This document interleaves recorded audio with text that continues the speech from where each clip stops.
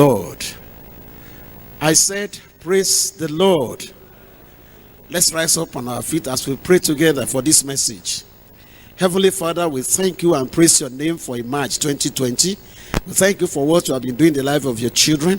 I pray as we approach this message right now, we are praying that your spirit will minister to us in Jesus' name. Help us to be filled with all the fullness of God, and like Stephen, to be able to demonstrate the power of the faith in our life in these last days, and able to contend and stand for the faith once delivered unto the saints. Thank you because we believe you have answered. In Jesus' name we pray.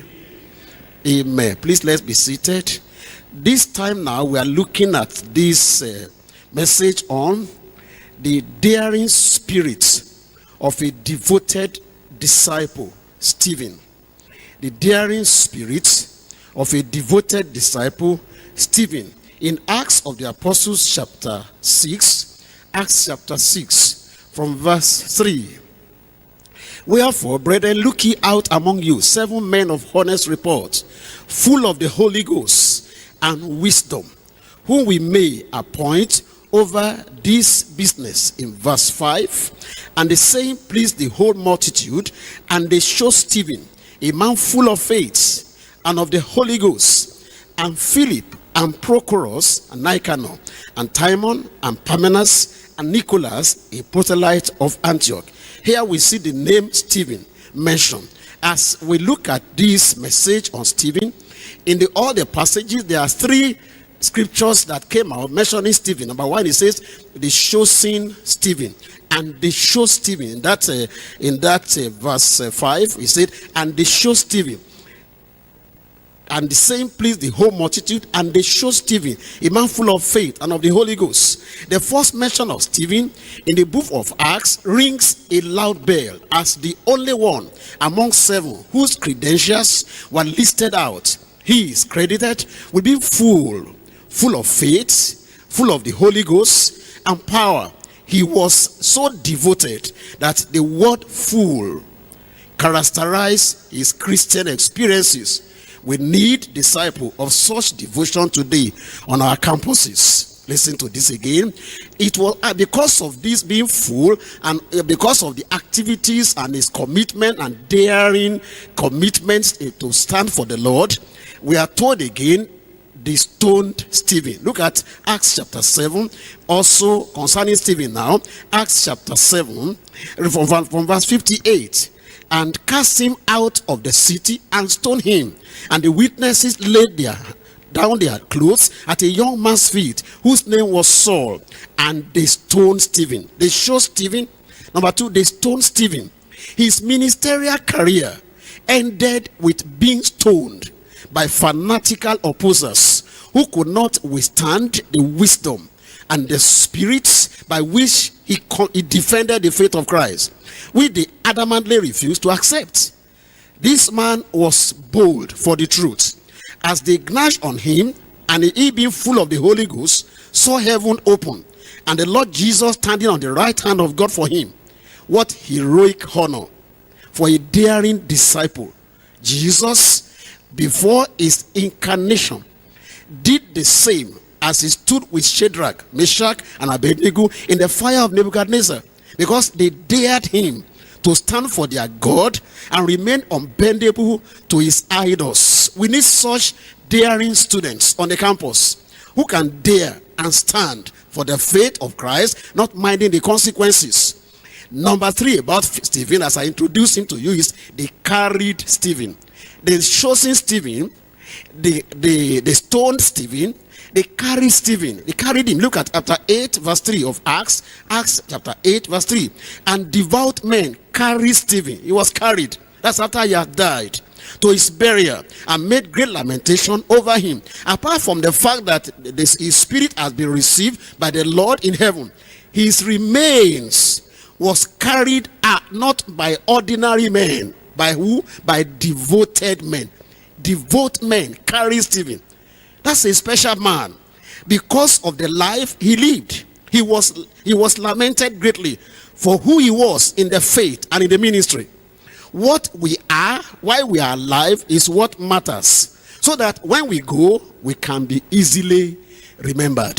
Stephen could not be forgotten in the early church history so soon because of who he was. I'm going to look at 3 points as we look at this message. Number one, Stephen, the devoted disciple of all fullness. The devoted disciple of all fullness. He was a man, that word full was used for him repeatedly. He was a man full of what matters to the Christian faith. It's what you are full of that will make you who you will be. Number two, Stephen, the daring disciple with all fervency. The daring disciple with all fervency. Because of his fervency, that's why he was able to face opposition, stood in persecution, and became triumphant. Number three, we look at him. Number three now, the Stephen, the distinguished disciple. He was distinguished. The distinguished disciple with all fortitude. The distinguished disciple with all fortitude. Let's start from number one right now. Stephen, the devoted disciple of all fullness. Acts of the Apostles chapter 6 again. Acts chapter 6. As for Stephen, look at the description of his life in verse 5. And the saying pleased the whole multitude, and they showed Stephen, a man full of faith. Full was used for Stephen repeatedly. Full of the Holy Ghost. Look at verse 8. Look at verse 8. And Stephen, full of faith and full of power. What a man is this? You need to study and become committed to be of this sort in your life, bound by the Mosaic sentiments as a Hellenistic Jew. He was qualified by his life, by his faith in Christ, to be chosen and became the first to be mentioned among others. Converted, consistent, and consecrated. He was a disciple, ready to carry the cross as the Lord required of his own followers. He was a disciple indeed. That was what we know about him. If you look at Acts chapter 16, you see another disciple. How do you know a disciple? Acts chapter 16. A disciple is really converted and born again, and you can see others can see his life that this is a disciple of Christ. In Acts of the Apostles chapter 16, reading from verse 1. Acts of the Apostles chapter 16, we're reading from verse 1. It says, then came he to Derbe and Lystra, and behold, a certain disciple was there, named Timotheus, the son of a certain woman, which was a Jewess and believed, but the father was a Greek, which was well reported as a disciple. Your life must be clear on your campus that you are a disciple of Christ, which was well reported of by the brethren that were at Lystra and Iconium. That is the life of it. In fact, that was why we are told that the disciples were called Christian first in Antioch because of their life. They lived like Christ. They followed Christ. Their lives were patterned after Christ. That's a disciple, and you will be a disciple in this too. Number two, a devotee in truth. Timothy was a devotee in truth. Acts of the Apostles chapter 6. Acts chapter 6 again. A devotee in truth. Acts chapter 6. We're looking at Stephen now in verse 5. And the same pleased the whole multitude, and they showed Stephen, a man full of faith, note that, and full of the Holy Ghost. Look at verse 8 again, as I read before to you. Acts chapter 6 verse 8. And Stephen, full. You see, a man, the word always used for his life is the word full of faith and full of power. That's why he did great wonder. Stephen was so devoted to the Lord that he was full of everything that mattered to the Christian faith. He had a sevenfold fullness as follows. Number one, Stephen had a sevenfold fullness. Number one, he was full of holiness, honesty, and angelic and heavenly glory. In fact, they look at his face like an angel. They had said that they needed men who were of honest report. He was full of that. Holiness was his life. In fact, not only that, when you go back to the end of the story in Acts chapter 7, and you saw when they were stoning him with pain on his body, with the teeth, the grinding of the teeth, he was still able to forgive. He was full of holiness, full of love. He was full of righteousness. He was not a person with sin inside him. In fact, Stephen was so full that there was no place for sin in his life. May your life be like that. I said, may your life be like that. He was full of holiness. Number two, he was full of faith. Acts chapter 6, you saw it there. As I read in verse 8, and Stephen full of faith. That's supernatural faith. He had the faith to work miracles, like the gift of faith by the Holy Spirit. Number 3, he was full of the Holy Ghost himself. Acts chapter 6, you saw it there in verse 3. Acts chapter 2, people who are full of the Holy Ghost. And even this Stephen was described as being full of the Holy Ghost in verse 5. And the saying pleased the whole multitude, and they showed Stephen a man full of faith. Tell me the next one now. Tell me the next one now. And of the Holy Ghost. He was full of the Holy Ghost. My dear students, my dear staff of the campus, you need that. Full of holiness, sanctification.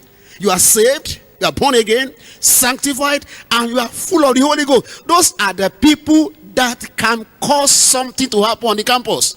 If you have nothing, what can you do? It's what is in you. This man was full, and I'm showing you is the sevenfold fullness of this Stephen. Number 1, full of holiness. Number 2, full of faith. Number 3, full of the Holy Ghost. Number 4, full of power in verse 8. Full of power in verse 8. Look at him there in verse 8. We are told about him. And Stephen, full of faith and power, supernatural power. No wonder the miracles and the wonders and the signs were following him. Number 5, he was full of wisdom. Full of wisdom, because they were looking for men full of wisdom, and he got that. He made it full of wisdom, and the spirit by which he spake could not be resisted. Look at verse 10. Look at verse 10. And they were not able to resist the wisdom and the spirit by which he spake. That's fullness. He was full of wisdom and the spirit, so that when he speaks, when he explains things, you can't contradict him. Number 6, he was full of scripture. Acts of the Apostles chapter 7 from verses 2 to 50. You see how he exposed right from Genesis and went through the scripture. The story of the Jews. Exodus, he went across into Joshua, went to Samuel, went to all those passages, and was very clear, full of scripture. That's what you need to be a daring student, a daring disciple for Christ. You need to be full of the scripture. Number 7, he was full of love and compassion, that forgave while in pain and agony before his translation from into heaven. Acts chapter 7. Look at Acts of the Apostles chapter 7. This man, Stephen, you want to pattern, you want to be challenged and to be like somebody like this. Look at Acts chapter 7 verse 59. And they stoned Stephen, calling upon God and saying, Lord Jesus, receive my spirit. And he kneeled down and cried with a loud voice, Lord, lay not this sin to their charge. For you to have pain on your body, for you to have the biting of the teeth on your body, and you are able to say you forgive, that's extraordinary. Some people are not even having any pain. They find it difficult to even say so to forgive. But for this man, with pain inflicted, with bruises of the stone, he was still able to say it was like our master, the Lord Jesus Christ, on the cross of Calvary. He forgave while under pain. Stephen resembled the Lord Jesus Christ. May you resemble Christ too. I said, may you resemble the Lord too. Because of this man was full. Sevenfold fullness. That's why he was who he was. Brothers and sisters, a stone, a bag that has nothing cannot stand. The tire that's no air cannot carry the vehicle. You must be full of something to be able to do what we saw Stephen did. Look at it now. Number three, a deacon in fact. He was a deacon in fact. A disciple indeed. A devotee in truth. And a deacon. In fact, Acts chapter 6, they were looking for those who are going to assist the apostles in the distribution of daily ministration, and that's what he was called. And he was a real deacon. Wherefore, verse 3, looking among you 7 men of honest report, full of the Holy Ghost and wisdom, who may appoint over this business. That business of being a deacon, if you look at chapter 3 of 1 Timothy, verses 8 to 13, Stephen really qualified as talking about a deacon. Stephen was not just an idle disciple.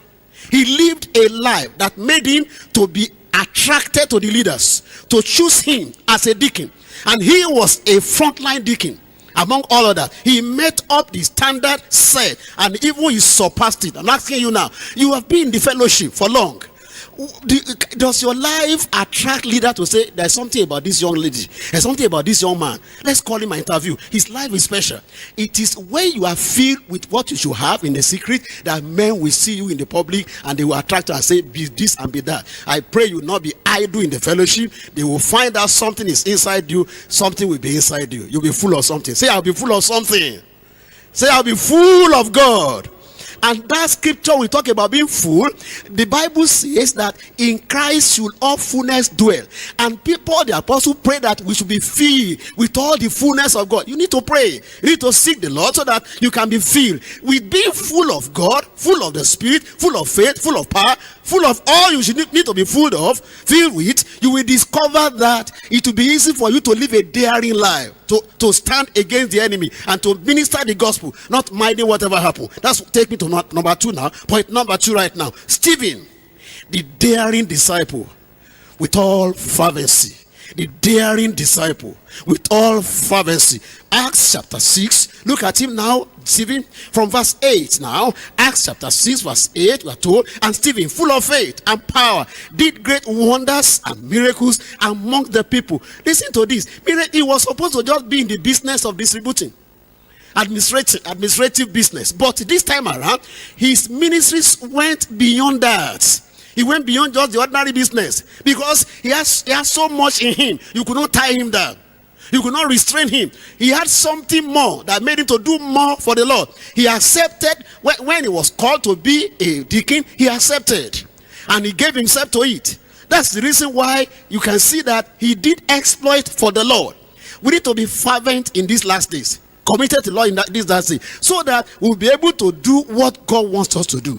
His cup runneth over because of the Holy Ghost upon his life. And look at 3 things here. Number 1, he was a following and a fruitful man. Stephen was a following and a fruitful man. In Acts chapter 6 verse 5, you look at him again when he was discovered, and the same pleased the whole multitude, and they showed Stephen a man full of faith and of the Holy Ghost. He accepted when he was chosen with no excuse. When he was called to be among those who will handle that business, he did not give excuse. He conferred not with flesh and blood like Paul the apostle, like some people do today. You will not confer with flesh and blood. I say you will not confer with flesh and blood. He was also a fruitful man. You see, he was a follower, a following man. He followed. Whenever he's called, he followed. And then he became a fruitful man in the work of the Lord. He was a fruitful man in the work of the Lord. Stephen was fruitful. The job of distribution and administration was successful in his hands, and he went forward beyond it. His cup ran over into the ministry of words and wonders. Follow him. He did great wonders and miracles, such that in this case, people who knew him, they saw that something was in him, and because of that, he attracted persecution. His life. If you are not doing anything, if you are not taking any step, if nothing is happening to you on the campus, who will persecute you?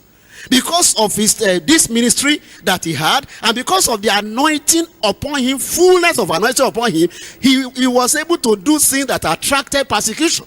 And that's what takes me to number 2 now. He was a fiery and forceful man. He was a fiery and a forceful man. In Acts chapter 6 again, look at verse 8. Look at verse 8. Look at verse 8. Verse 8 there. And Stephen, full of faith and power, did great wonders and miracles among the people.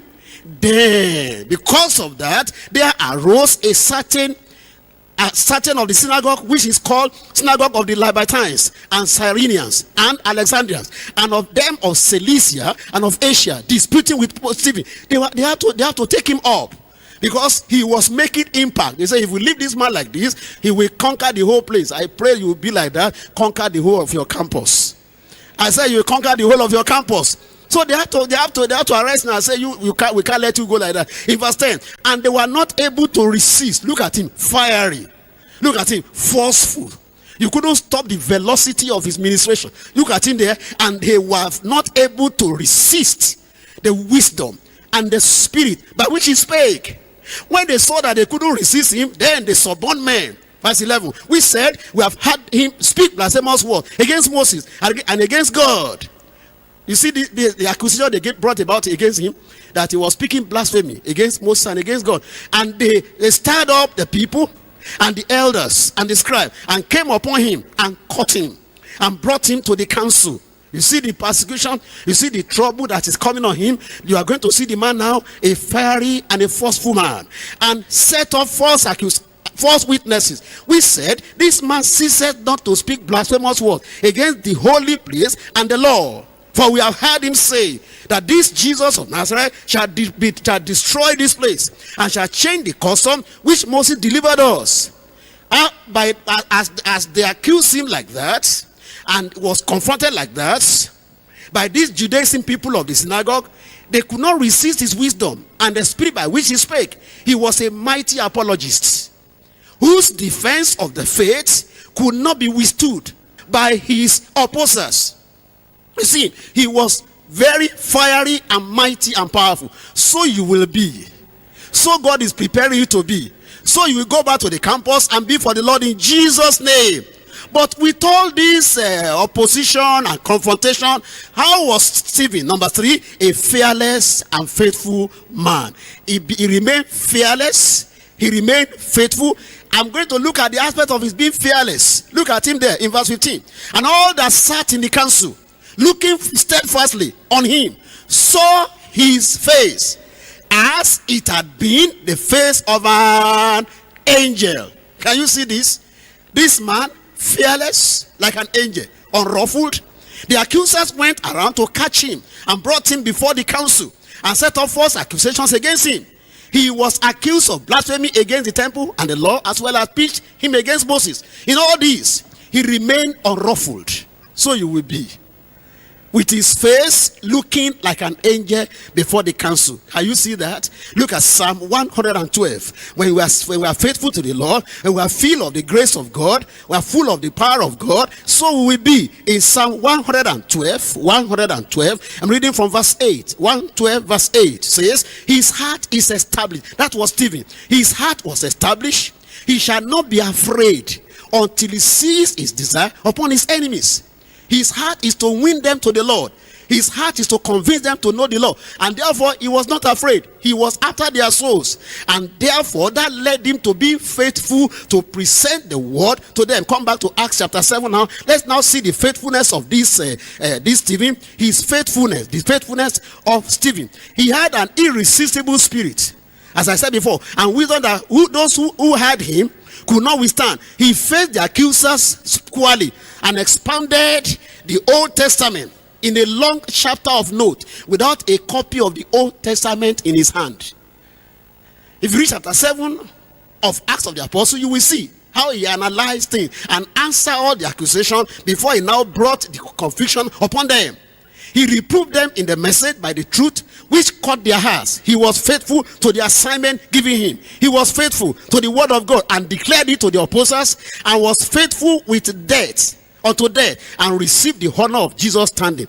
In his defense, what do we see? Acts chapter 7. In his defense, what do we see? Number 1, he associated. Look at the way he presented the whole thing from Genesis. He moved on and went on and went on. I see 7 things in his defense. Look at it. Number 1, he associated himself with them as brethren and father. Look at verse 2. He said, men, brethren, and fathers, hear ye, hearken, the God of glory appeared to our father Abraham when he was in Sodom. You see that? He was wise. He identified himself with them. Our father Abraham, men and brethren, our fathers. You see that? That's wisdom to start. So they pay attention to him because of a good start, a good introduction when he was defending the word of God, the word of faith. Number 2, he accorded Moses. Sorry, number 3 now. I'm looking at number 2. Number 1 is he associated himself with them as brethren. Number 2, he ascribed glory to God. He called the God of glory appeared to our father Abraham. As he ascribed glory to, because he's talking about the God of glory now. And in fact, at the end of the day, that God of glory opened the heaven to him, and he saw that glory that same day before he went. How wonderful. He ascribed glory to God, the God of Abraham, whose glory became revealed after the message when he was attacked. Number 3, in his defense, you see, he appealed to the patriarchs, even to Joseph, through whom they came into Egypt according to the prophecy to Abraham of his seed sojourning in a strange land. That is from verses 3 to 15. You see that he was systematic in his approach and in his defense. Number 4, he accorded Moses with all the greatness he had, contrary to their saying that he was undermining Moses. He was able to bring Moses up and spoke about him, even as their fathers even resisted him, went and made the calf. He was very systematic. he was able to answer all those questions very clearly, very well. In ministry and teaching, we must be wise. Then number 5, he attested to the tabernacle in the wilderness, which they brought into the possession of Gentiles with Joshua. That is verses 43 to 47. You see there, he knows where he was going, because they talk about temple. They spoke about the temple, and then he brought up the temple now in his conclusion. And when he spoke about the temple, he now in number 6, he said he approved the prophecy of the prophets that God Almighty does not dwell in temples made with hands, as heaven is his footstool. Why do you exalt the temple above the God of heaven himself? So here he's making them to see that all they are talking and exalting temple, that's not the issue. You are the temple of the living God now. Give your heart to the Lord. Let your life become the temple of the Lord. And when he has done that very successfully now, he is going to climax now. In number 7 now, he now alleged and accused them of being stiff-necked and resisting the Holy Ghost as their father did, and never cared to the word of God. What wonders!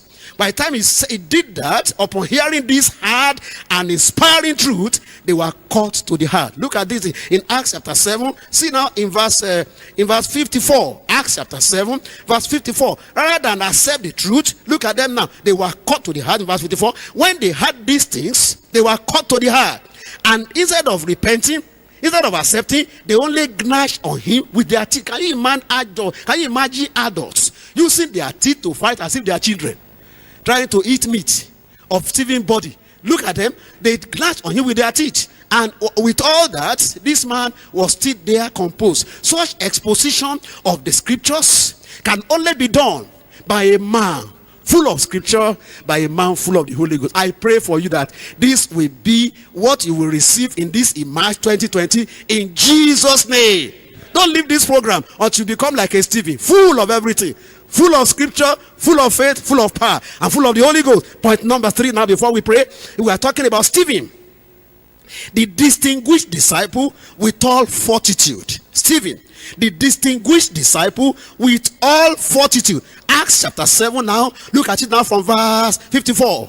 When they heard these things, they were cut to the heart, and they gnashed on him with their teeth. But he, being full of the Holy Ghost, looked up suddenly to heaven and saw the glory of God, and Jesus standing on the right hand of God. Despite the gnashing of teeth on him and the stones that bruised his body unto death, he was fortified to bear it, and with all strength and joy of the Holy Spirit. Three I'm going to look at in this session number 1 before we close. 1, a focused man. Stephen was a focused man. Number 2, he was a favored man. Jesus stood up for him in heaven.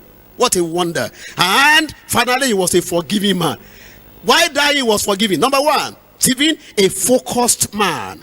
In verse 54, I've read that before. In verse 55 now, but he being full of the Holy Ghost, looked up steadfastly into heaven. Because he had the Holy Ghost in him, filled with the Holy Ghost, full of the Holy Ghost, his eyes were turned to heaven, to look away from the pain that was being brought of his body.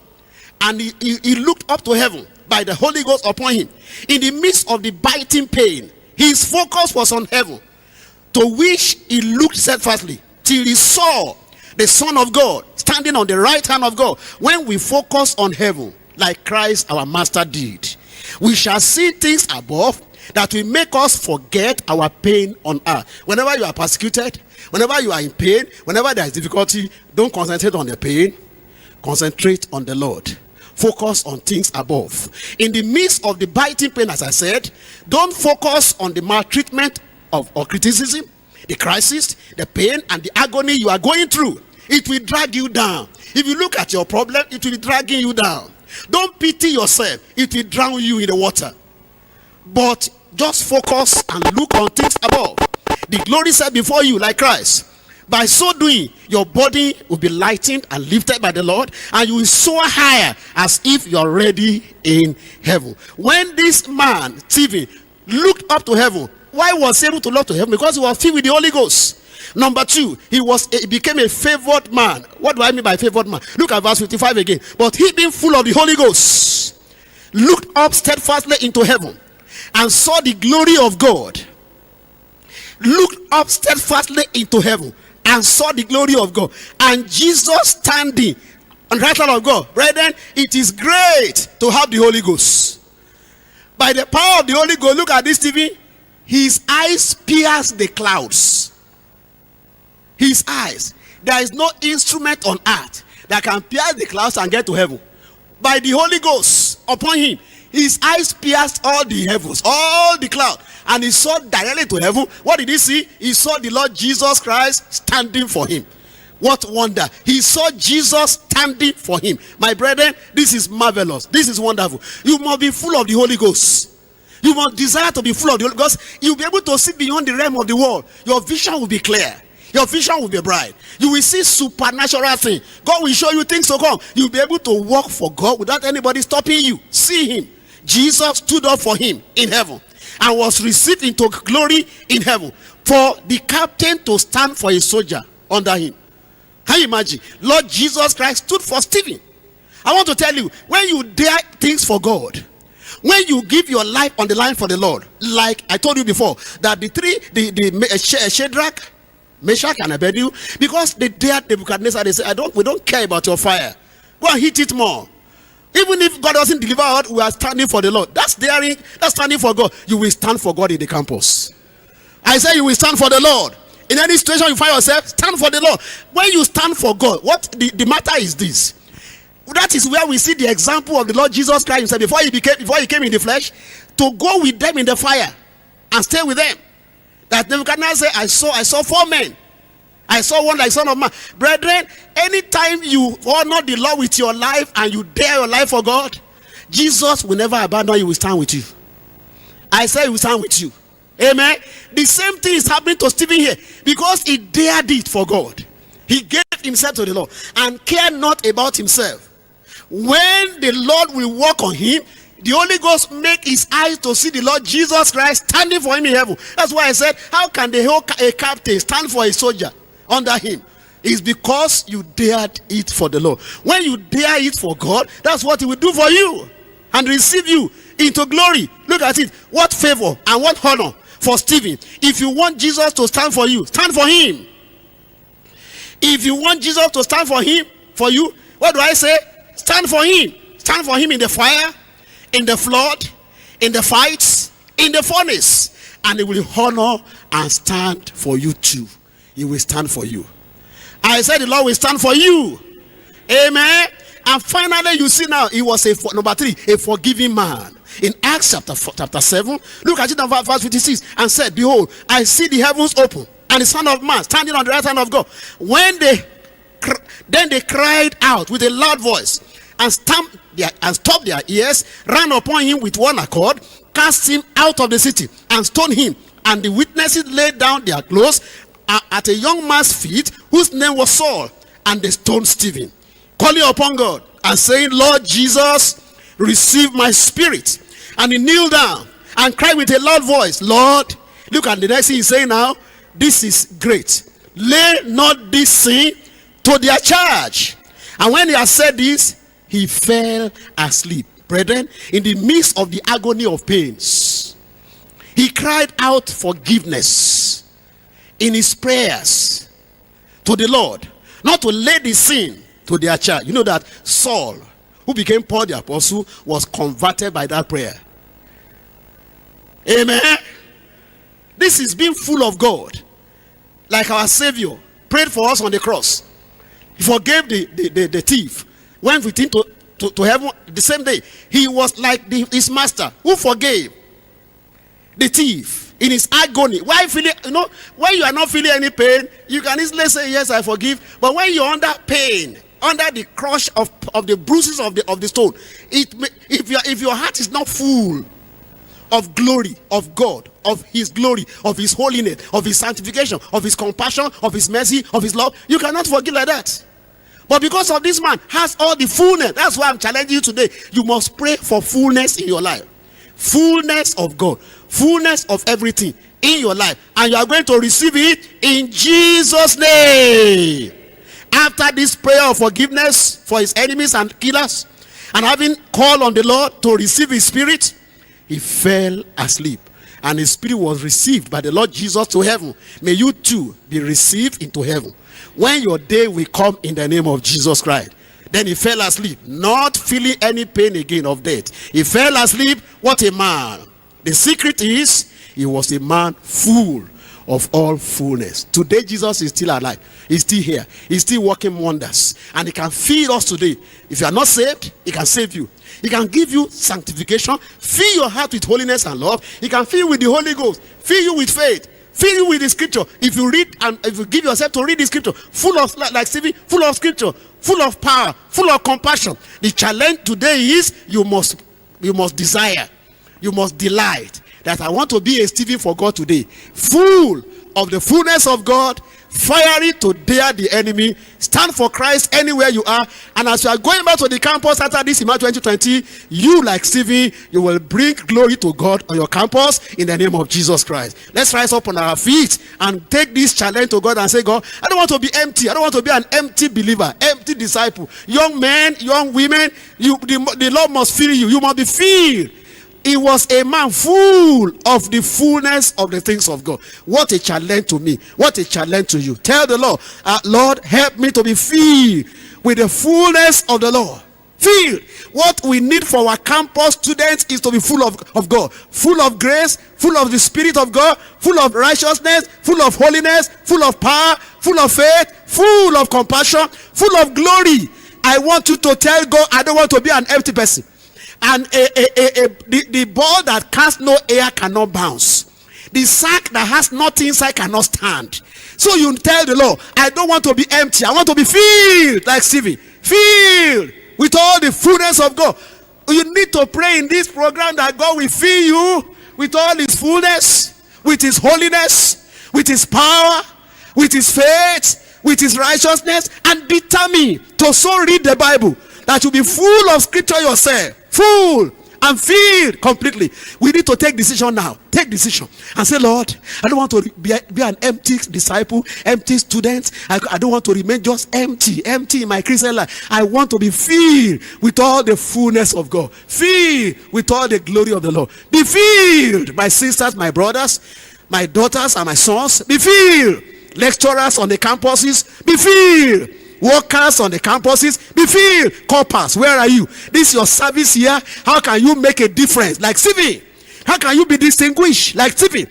Be filled with all the fullness of God. Don't leave the Lord. Keep on crying and say, Lord, I don't want to remain empty as I've been. I don't want to remain empty. What made the difference in Stephen was that he was a man full of faith, full of Holy Ghost, full of this, full of that. And I show you the seven fullness of Stephen. Ask the Lord to grant you also to be full. This is the challenge for us in this March 2020. This is the challenge from the Lord to you, that the Lord will help you to be filled with all the fullness of God. You need to still pray and take time to pray. In Jesus' name we pray. In Jesus' mighty name we pray. If you have not been saved, as we are going to pray now, that will be your desire in your heart. You say, I want to be filled with Jesus, with his salvation. You push away sin, confess sins, and let Christ come to your life. If you have not been sanctified, you are already saved. Your own heart is that, Lord, this is my empty heart. I want to be filled with the fullness of love of Christ. Sanctify me, filled with all the fullness. If you have been sanctified, you are not baptized in the Holy Ghost, you will say, Lord, my own is Holy Ghost. Fill me with the Holy Ghost. If you are already baptized, I want the gift of faith. I want the gift of wisdom. I want the gift. So as I'm going to pray with you now, you raise up your hand.